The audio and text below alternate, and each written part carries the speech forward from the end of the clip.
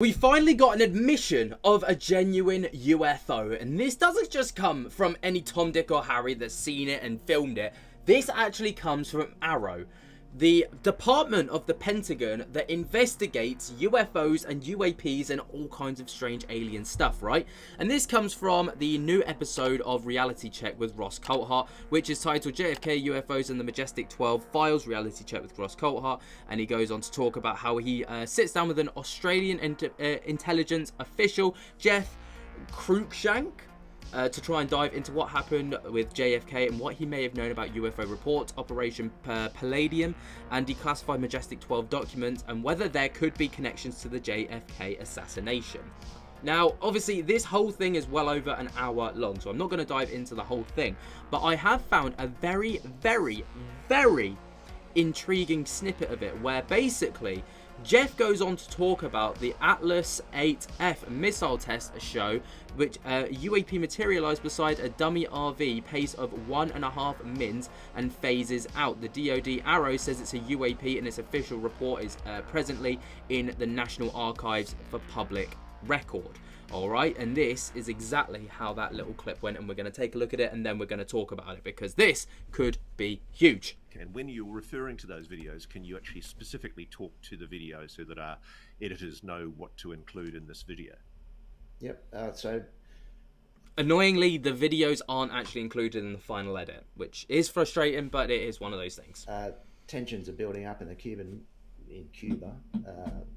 So there's a Atlas 8F missile test in the Cape Canaveral on the 19th of September 1962. It's a dummy test. There's no live warhead on it. They just want to see how accurate the reentry vehicle is to the target. Once the reentry vehicle has separated from the main Atlas missile, it starts its reentry run. There's pyrotechnics and other things, they call them penetration aids, to fool radar. So if you try to shoot the warhead, you've got multiple targets to choose from. Once the penetration aids burn up, the RV is filmed by a high-flying KC-135 specialised aircraft run by EG&G of all people. So the RV, the re-entry vehicle. Yep, it's re-entering the atmosphere. It's travelling at Mach 18, which is 20,000 feet per second. That's insane paces, by the way. 20,000 feet per second. What's that in miles per hour? Hang on, let me just do some quick maths. 20,000 feet per minute. Per second. In miles per hour. What is that? Oh my god. 20,000 foot per second equals 13,636 miles per hour. So what's this in Mach? Mach speed. Let's have a look. Mach calculator. Okay. So speed of the object in miles per... we want miles per... kilometers per hour. Miles per minute. Oh, feet per second. Right, let's have a look. So 20,000... is 177 Mach. Ho ho ho! That is insane speeds. Like, that's literally like broken the sound barrier like 50,000 times over. And an object materializes right alongside it and paces this RV for a minute and a half. When he says that it paces it, he means it's keeping speed with this thing that is moving at this speed, literally like 13,000 miles per hour. So how do we know this? What's that source to? Is that an authentic document that sources that claim? That was it's footage that ARROW has actually deemed a UFO incident, and they've put it in the National Archives. Anyone can see it. And I found this is the bit I love. Sorry, Jeff, I've just got to savor this for a moment. So this is a real UFO sighting of some kind of anomalous object that appeared next to the testing of a re-entry vehicle off an ICBM, an American ICBM. And this is traveling at 18 times the speed of sound And what does this object do around this reentry vehicle warhead? It's quite strange because it seems to phase itself into existence and pulse, and then just travels alongside the re-entry vehicle for a minute and a half, and then slowly starts to phase itself out of existence. Wow. So it's clearly intelligently controlled.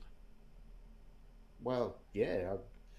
The Americans are scratching their heads now, thinking, is this a Soviet payback for the palladium? Are they doing something to us now? So NASA and the US Air Force are unsure. I found the post-flight test report of that missile test, and they said that the object's origin or identification could not be determined, so they don't know. The crucial point is, and I just want to re-emphasize this, AARO, the Pentagon's UFO investigation office, the official UFO investigation office for the Pentagon, the last thing AARO ever wants to do is acknowledge that a UFO is real and potentially anomalous, potentially perhaps NHI. But in this case, they've acknowledged that this is a real UAP. Right. They've actually acknowledged that this is a genuine UAP. This is huge, right? On multiple layers. Because AARO don't admit that anything is a UAP. They're just like, no, it's a weather balloon. Even though it's like a weather balloon moving at 20,000 miles per hour and it's literally darting in different directions with controlled precision, following something specific, but it's a weather balloon. This is huge. They haven't been able to explain it prosaically, and they acknowledge officially in one of their reports that this Atlas RV UAP object is real. That's right. They put that in the category in the National Archives, UFO category.